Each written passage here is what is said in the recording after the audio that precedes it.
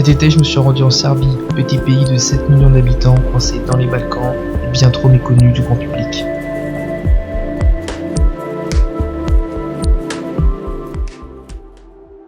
Avant de partir à la découverte du pays, il est important de comprendre un minimum son histoire et surtout l'histoire récente. En 1990, la Serbie fait partie de la République de Yougoslavie, qui est composée à ce moment de la Slovénie, de la Bosnie, de la Croatie et de la Macédoine. Cette année, les premières élections libres apparaissent et tous les pays, sauf la Serbie, votent pour des dirigeants indépendantistes et ou nationalistes. Entre 90 et 91, tous les pays déclarent leur indépendance et à chaque fois s'ensuit une guerre menée par la Serbie où l'on conservait l'unité yougoslave. Les Slovènes et les Croates en sont les premières victimes, mais ces guerres resteront mineures face à la dernière guerre que notre continent ait connue. La guerre la plus meurtrière sera donc celle entre la Serbie et la Bosnie, qui va durer 3 ans, va tuer près de 100 000 personnes et fera plus de 2 millions de déportés. Voilà ce qui s'est passé dans les très grandes lignes, et n'oublions pas que cette guerre a eu lieu il y a à peine 20 ans, alors quand on voit Macron écrire ce genre de tweet, les Serbes, Croates et Bosniaques seront contents de savoir que leur guerre n'a jamais existé aux yeux de notre président. On a donc commencé parce que oui, je me trouvais avec mon cousin par découvrir Belgrade, la capitale serbe. Cette ville n'est clairement pas l'une des plus belles du monde, mais finalement elle est super agréable. C'est vivant, animé, le soir ça bouge, il y a des parcs de partout, énormément d'arbres dans les rues et surtout un nombre incalculable de bars. Et tout ça, ça fait vite oublier la misère architecturale de la ville et rend l'expérience de Belgrade super sympa.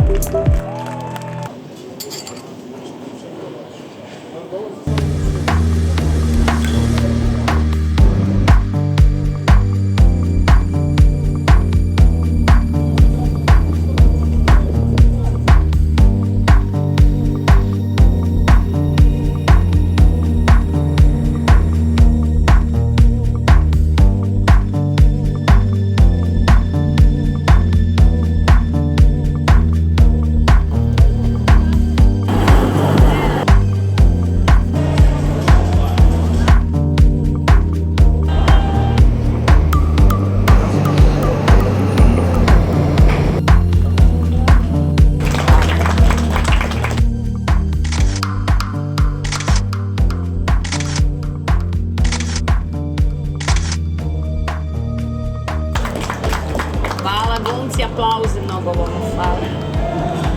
A pesma, jedna lepa stara skandinavska art.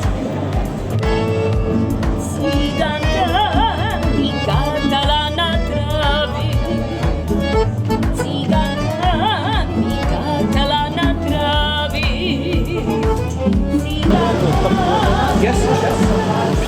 C'est bon Romain? Après quelques jours à Belgrade, on décide de louer une voiture et de partir en direction de l'ouest pour découvrir les espaces naturels de Serbie, et on va clairement pas être déçus.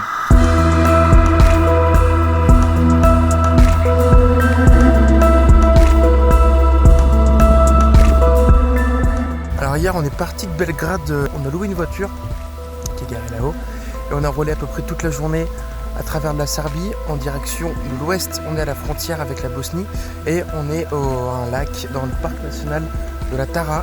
C'est un immense parc qui fait la frontière entre la Bosnie et la Serbie. Et hier on a campé juste ici, à côté du lac.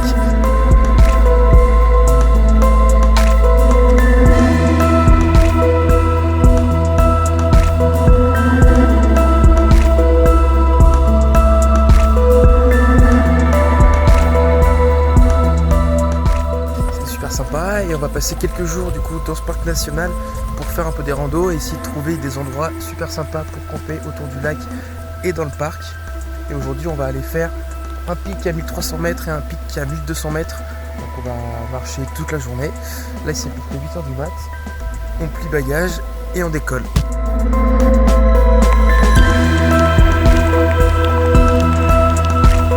Il pleut, génial. On a commencé à randonner juste il y a un quart d'heure et la pluie a commencé à tomber et il pleut bien fort. Voilà, on va devoir faire demi-tour.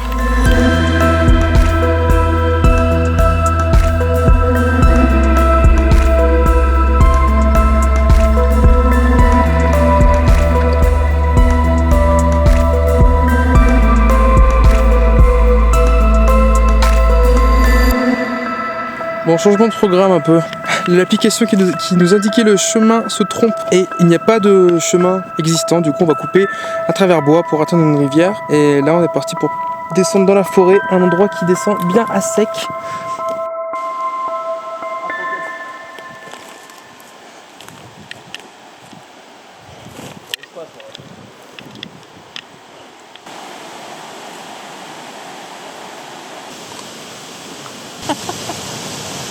Ça fait envie, hein. Maintenant, vu qu'on est descendu sur un chemin qui n'existe pas, on est en pleine forêt, on va longer toute la rivière pour rattraper un petit village. Hier, on va essayer de se frayer un chemin à travers les arbres.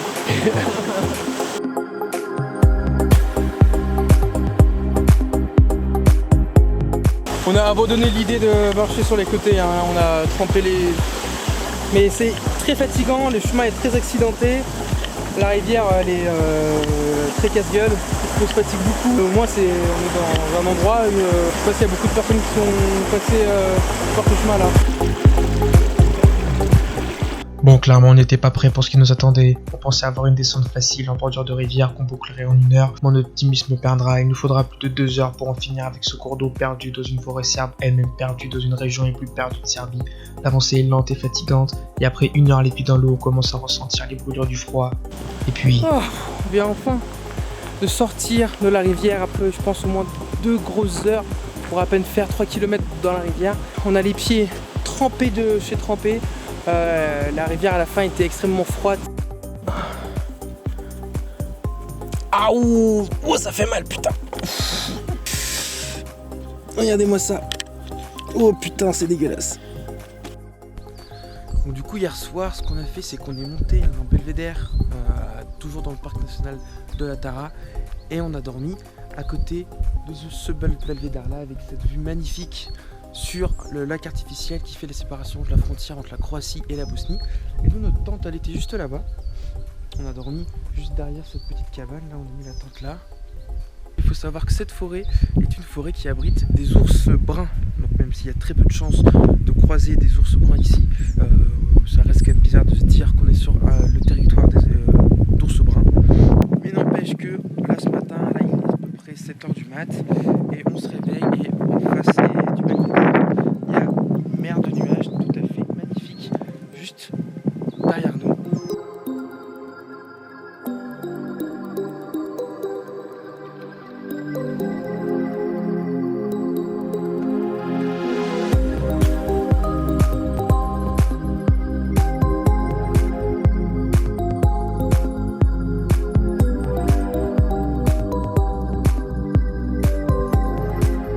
On décide ensuite de partir vers le centre du pays.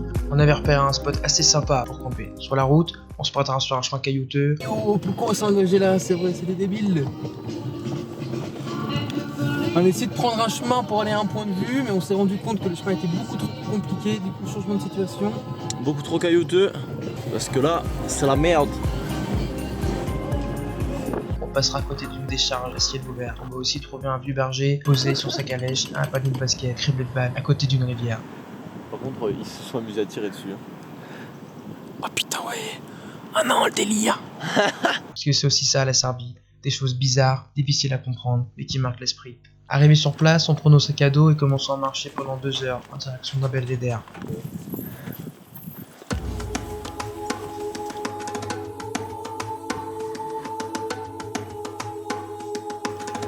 On y est presque. On y est presque.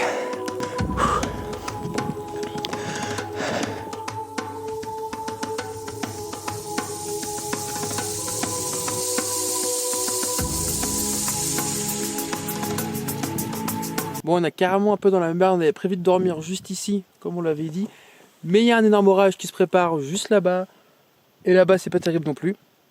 Du coup, en cas d'extrême urgence, ce qu'on a prévu, c'est d'aller là-dessous. En espérant qu'il n'y ait pas trop d'eau, on va essayer de se faire un moyen. C'est pas terrible, mais au moins on sera protégé du vent. Et surtout de la pluie. Et là-bas derrière, c'est un peu la merde. Il pleut, enfin je pense qu'il commence à tomber des gouttes. Donc il pleut, obligé de s'abriter ici. Il pleut. Sous ce putain d'abri. Bon, au final, on peut dire qu'on a eu quand même assez de chance parce que Bah il y a de pluie mais pas trop, on va peut-être pouvoir manger à l'extérieur.